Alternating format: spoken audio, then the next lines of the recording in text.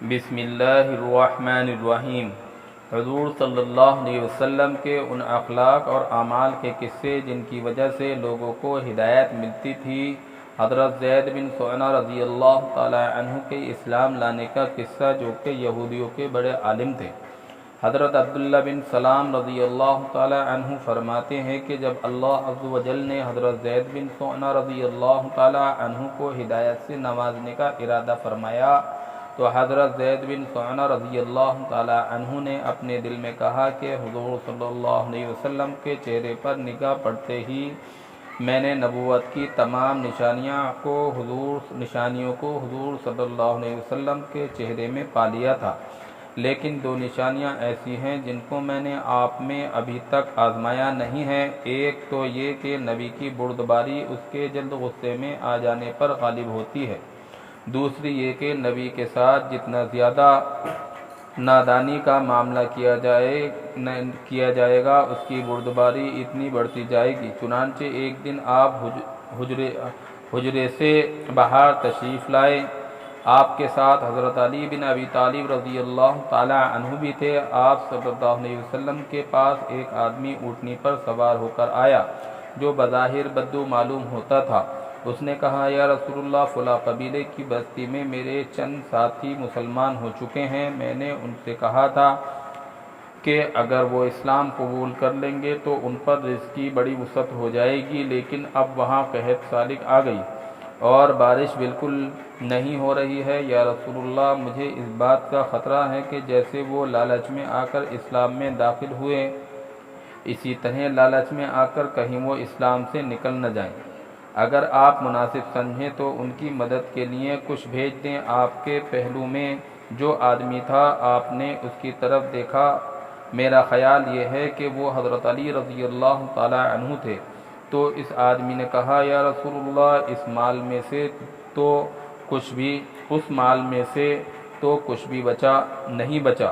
حضرت زید بن سعنہ رضی اللہ تعالی عنہ فرماتے ہیں کہ میں نے آپ کے قریب جا کر کہا، اے محمد صلی اللہ علیہ وسلم، اگر آپ چاہیں تو میں پیسے آپ صلی اللہ علیہ وسلم کو ابھی دے دیتا ہوں اور اس کے بدلے میں آپ فلاں قبیلے کے باغ کی اتنی کھجوریں مجھے فلاں وقت تک دے دیں۔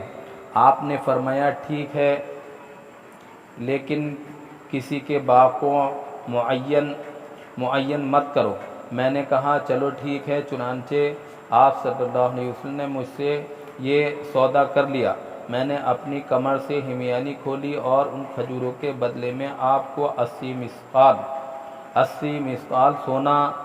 سونا دے دیا۔ آپ نے وہ سارا سونا اس آدمی کو دے دیا اور اس سے فرمایا، لو، یہ ان کو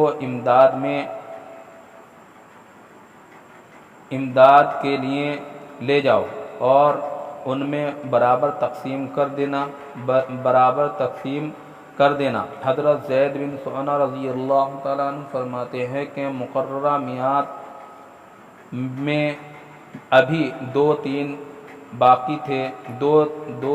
دن باقی تھے کہ حضور صلی اللہ علیہ وسلم باہر تشریف لائے اور آپ صلی اللہ علیہ وسلم کے ساتھ حضرت ابو بکر رضی اللہ تعالی عنہ اور حضرت عمر رضی اللہ تعالی عنہ اور حضرت عثمان رضی اللہ تعالی عنہ اور چند صحابہ بھی تھے۔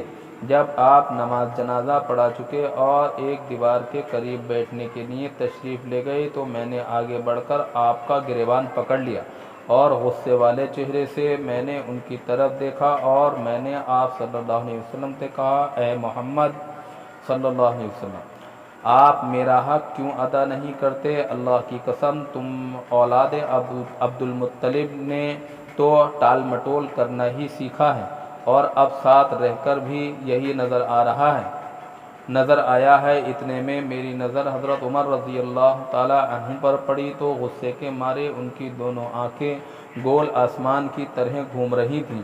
انہوں نے مجھے گھور کر دیکھا اور کہا، اے اللہ کے دشمن، تو اللہ کے رسول صلی اللہ علیہ وسلم کو وہ باتیں کہہ رہا ہے جو میں سن رہا ہوں اور ان کے ساتھ وہ سلوک کر رہا ہے جو میں دیکھ رہا ہوں۔ اگر آپ کی مجلس کے ادب کا لحاظ نہ ہوتا تو ابھی اپنی تلوار سے تیری گردن اڑا دیتا اور حضور صلی اللہ علیہ وسلم مجھے بڑے سکون اور اطمینان سے دیکھ رہے تھے۔ آپ نے فرمایا، اے عمر، مجھے اور اسے کسی اور چیز کی ضرورت تھی، مجھے تو تم اچھی طرح اور جلدی ادا کرنے کو کہتے اور اسے ذرا سلیقے سے مطالبہ کرنے کو کہتے۔ اے عمر، انہیں لے جاؤ اور جتنا ان کا حق بنتا ہے وہ بھی ان کو دو، اور جو تم نے ان کو دھمکایا ہے اس کے بدلے میں ان کو 20 سا کھجور اور دو۔ حضرت زید بن سعنہ رضی اللہ تعالیٰ عنہ فرماتے ہیں کہ حضرت عمر رضی اللہ تعالیٰ عنہ مجھے لے گئے اور جتنی میری کھجوریں تھیں وہ بھی مجھے دے دیں اور 20 سا کھجوریں مزید بھی دیں۔ میں نے کہا، یہ زیادہ کھجوریں کیوں دے رہے ہو؟ حضرت عمر رضی اللہ تعالیٰ عنہ نے کہا کہ مجھے حضور صلی اللہ علیہ وسلم نے فرمایا تھا کہ میں نے جو تم کو دھمکایا ہے اس کے بدلے میں تم کو مزید کھجوریں بھی دوں۔ میں نے کہا، اے عمر، کیا تم مجھ کو جانتے ہو؟ حضرت عمر رضی اللہ عنہ نے کہا، نہیں۔ میں نے کہا، میں زید بن سعنہ ہوں۔ حضرت عمر رضی اللہ عنہ نے کہا، وہ یہودیوں کے بڑے عالم؟ میں نے کہا، ہاں وہی تو۔ حضرت عمر رضی اللہ عنہ نے کہا، اتنے بڑے عالم ہو کر تم نے اللہ کے رسول صلی اللہ علیہ وسلم کے ساتھ ایسا سلوک کیوں کیا اور ان کو ایسی باتیں کیوں کہی؟ میں نے کہا، اے عمر رضی اللہ تعالی عنہ، حضور صلی اللہ علیہ وسلم کے چہرے پر نگاہ پڑتے ہی میں نے نبوت کی تمام نشانیوں کو حضور صلی اللہ علیہ وسلم کے چہرے میں پا لیا تھا، لیکن 2 نشانیاں ایسی تھیں جن کو میں نے آپ میں ابھی تک آزمایا نہیں تھا۔ ایک یہ کہ نبی کی بردباری اس کے جلد غصے میں آ جانے پر غالب ہوتی ہے، دوسری یہ کہ نبی کے ساتھ جتنا نادانی کا معاملہ کیا جائے گا اس کی بردباری اتنی بڑھتی جائے گی، اور اب میں نے ان دونوں باتوں کو بھی آزما لیا ہے۔ اے عمر، میں تمہیں اس بات پر گواہ بناتا ہوں کہ میں اللہ کے رب ہونے پر اور اسلام کے دین ہونے پر اور محمد صلی اللہ علیہ وسلم کے نبی ہونے پر دل سے راضی ہوں، اور اس بات پر گواہ بناتا ہوں کہ میرا آدھا مال محمد صلی اللہ علیہ وسلم کی ساری امت کے لیے وقف ہے، اور میں مدینے میں سب سے زیادہ مالدار ہوں۔ حضرت عمر رضی اللہ عنہ نے فرمایا، ساری امت کے بجائے بعض امت کہو، کیونکہ تم ساری امت کو دینے کی گنجائش نہیں رکھتے ہو۔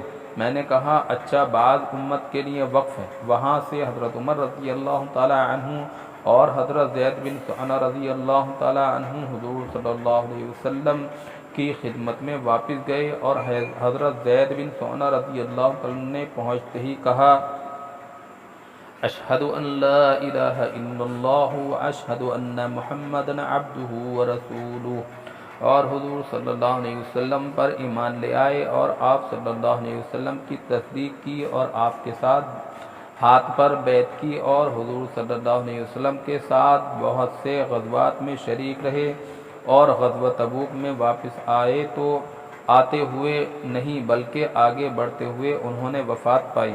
اللہ تعالی حضرت زید بن سعنہ رضی اللہ تعالیٰ عنہ پر اپنی رحمت نازل فرمائے۔ اللہم لک الحمد والشکر۔ حیات الصحابہ جلد نمبر 1 صفحہ نمبر